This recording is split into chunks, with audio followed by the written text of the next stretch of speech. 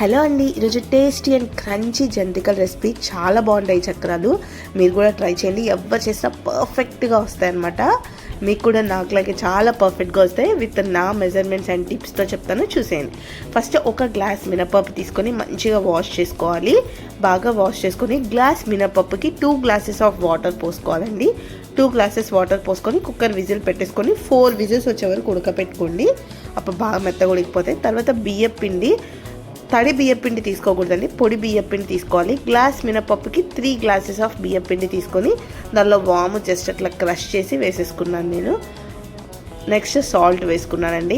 1 spoon salt మీకు taste బట్టి చూసి వేసుకోండి. నువ్వులు 2 టేబుల్ స్పూన్స్ తీసుకున్నాను. మీరు బటర్ అయినా వేసుకోవచ్చు, వెన్న ఇంట్లో తీసిన వెన్న అయినా వేసుకోవచ్చు. నేనైతే నెయ్యి వేస్తున్నాను కొంచెం. మీరు ఆయిల్ అయినా కాచి, ఏదైనా నెయ్యి కానీ ఆయిల్ కానీ కాచి వేసుకోండి. అప్పుడు టేస్ట్ బాగుంటాయి, చాలా ఇలా గుల్లగా వస్తాయి అన్నమాట. నెక్స్ట్ ఒకసారి కలిపేసుకొని చేతితో బాగా మిక్స్ చేసుకోండి. ఇలా ఈ బియ్య పిండిని ఇలా ముద్ద చేస్తే అలా ముద్ద అవ్వాలన్నమాట. ఆ కన్సిస్టెన్సీలో అయితే మనకు చాలా బాగుంటుంది. ఎక్కువ పోసేయడం వల్ల నూనె పిరుస్తుందని మరీ ఓవర్గా పోయొద్దు. నెక్స్ట్ మిక్సర్ గ్రైండర్లో 3 పచ్చిమిర్చి అండ్ జీలకర్ర వేసుకొని ఫస్ట్ ఇలా మిక్సీ పట్టేసుకోవాలి. నెక్స్ట్ మినపప్పు మంచిగా ఉడికిపోయింది.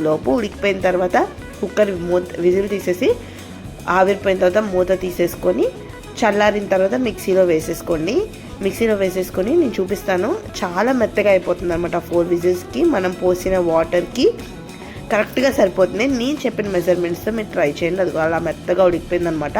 ఈ స్మాష్ చేసి అయినా వేసుకోవచ్చు, కానీ మెత్తగా అవుతుందని నేను మిక్సీ వేసాను. ఇలా పేస్ట్లా చేసుకోవాలి మంచిగా.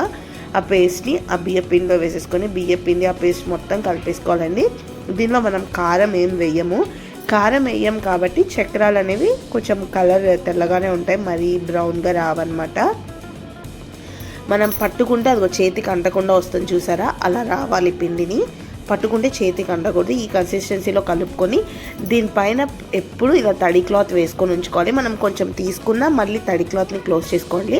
నెక్స్ట్ ఇలా మౌల్డ్ తీసుకొని ఆ మౌల్డ్లో మంచిగా ఆయిల్ ఒకసారి స్ప్రెడ్ చేసేసుకోండి. తర్వాత తీసుకున్న పిండిని దానిలో వేసేసుకొని తడి క్లాత్ మీద వేస్తానండి నేను. మీరు ఎలా అయినా వేసుకోవచ్చు. నేనైతే తడి క్లాత్ నాకు పర్ఫెక్ట్గా అనిపిస్తుంది. తడి క్లాత్ మీద వేసుకొని మనకు కావాల్సినన్ని ఆయిల్ హీట్ ఎక్కిన తర్వాత ఇలా ఆయిల్లో వేసుకొని ఒక 5 మినిట్స్ అట్లా ఉంచి నెక్స్ట్ ఒకసారి తిప్పుకోవాలి. ఇవి మరీ బ్రౌన్ కలర్లో రావండి, వైట్గానే ఉంటాయి.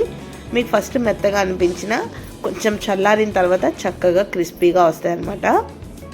చాలా టేస్టీగా ఉండే ఈ రెసిపీని ఎప్పుడు చేసినా పర్ఫెక్ట్గా వస్తాయి. అమ్మమ్మ నానమ్మల కాలంలో చాలా చేసేవాళ్ళు కదా, అలా ఎన్నైనా చేసుకోవచ్చు. చాలా టేస్టీగా ఉంటాయి. అది చూడండి ఎంత క్రిస్పీగా ఎంత బాగా వచ్చాయో. మీకు కూడా అలాగే వస్తాయి. ఈ టిప్స్ని ఫాలో అయ్యి మీరు కూడా కరెక్ట్ మెజర్మెంట్స్తో ట్రై చేయండి. Thank you for watching.